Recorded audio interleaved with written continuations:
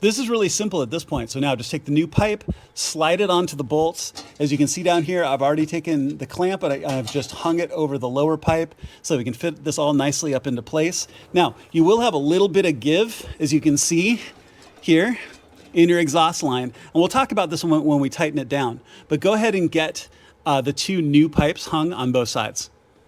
All right, y'all, so as you can see, I have the pipes in, but I wanted to get the pipes in first to be able to give you some advice on fitment.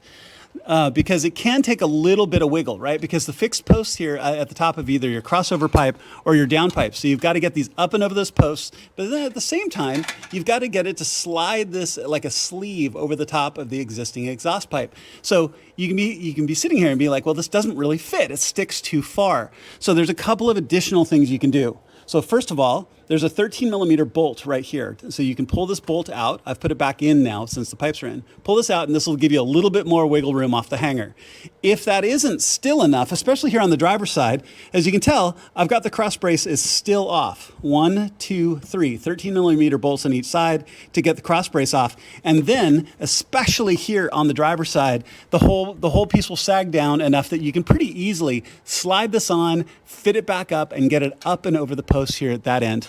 Now, same thing on this side, you've got this bracket. You just slide this into place, you get it over this post. I've just hand tightened or finger tightened this nut right here.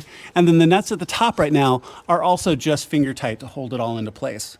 Now, what I'm going to suggest is that if you have good clean cuts, because you don't want your cut here exposed here in the expansion points of the pipe, right?